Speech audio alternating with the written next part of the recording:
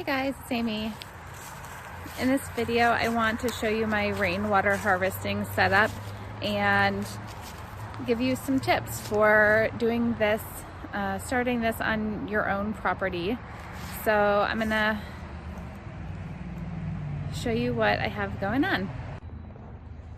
So I have two IBC tanks. This is what these are called, and they're 300 gallons each.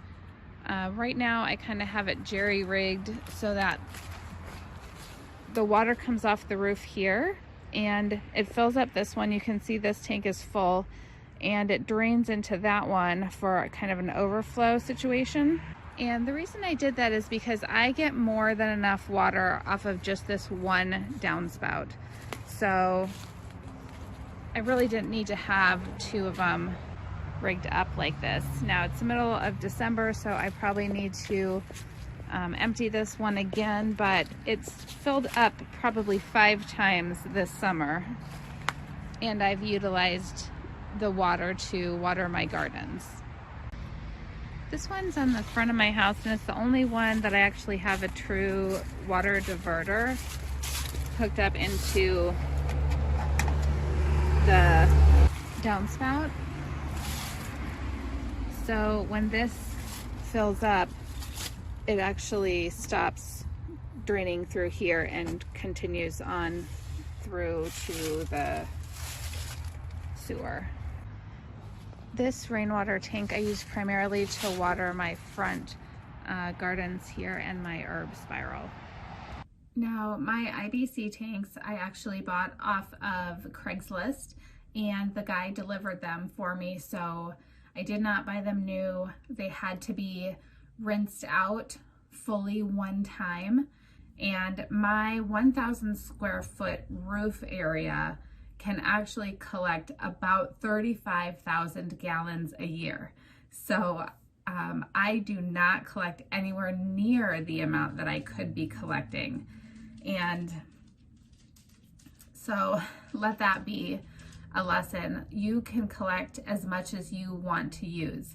I also have one on the tippy top of my property, and I've tried to kind of do a makeshift water collection thing. I'll show you that here. So this is my makeshift water collection. I work with what I've got, and as you can see, this is on the top of my hill. There's my house down there. It actually didn't work very well long term, so it's currently waiting for a shed or something else to be built up there and collect water from that roof. So essentially any roof that you have, you can collect water off of. And the expense of it, they were I think about $80 a piece. And I did buy some nozzles that transition from the like 2-inch diameter to a hose. That was an expense that I had, but honestly it saves so much energy and water that you don't have to pay for. And you know, so I do store some in my basement and in my garage in those 1 gallon milk jugs, just in case of an emergency. You know, I probably have 30 gallons of water plus any that are in my tanks in case like my electricity goes out and I need to have a backup water supply.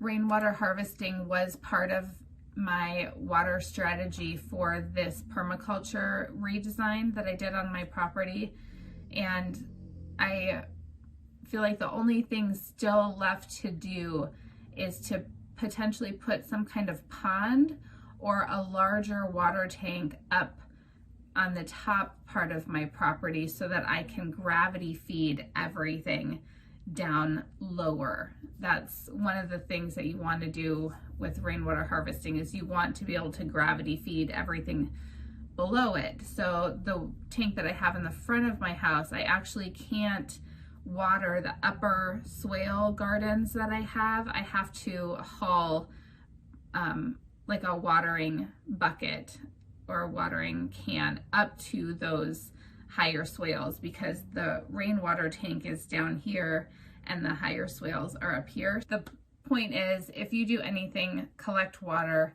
and, you know, get started today. You can buy kits. I know our Soil and Water Conservancy program has a kit that you can buy for, I think, $60, and that includes the tank plus all the diverter pieces that I showed you on my front IBC tank. And so, you know, it's something that you can get started with today, and that is really quite easy. And it has been invaluable having all that water on my property. You know, the thing I neglected to mention was the reason my house can collect 35,000 gallons of water a year is because we get 38 inches of rainfall here in northeastern Ohio. And one rain event that yields an inch of rain is equivalent to, I think, 900 gallons of water. So in a really big rain event, I can fill up all my IBC water tanks, which connected to my house is 900 gallons of water. So, you know, it's worth it. I think that's one of the design criteria that goes in absolutely first for my projects, because I know I'm going to have gardens, and I want to have that free water to be able to, you know, water everything. I did connect a water irrigation system this spring and summer, but there wasn't enough pressure from my tanks because it was a drip system, and I think it either got clogged or there just wasn't enough pressure. So I'm gonna have to look at that again for next year. But I like automatic watering systems because it just makes my life so much easier for all of the gardens that I like to have. So that's going to be on my list of to-do things for this coming spring. But yeah, if you do nothing else, collect water. And thank you so much for watching. If you enjoyed this, make sure to subscribe, share it with your friends, and leave me a comment. Let me know if you've had success or if you have any questions with rainwater harvesting. Thanks. Bye for now.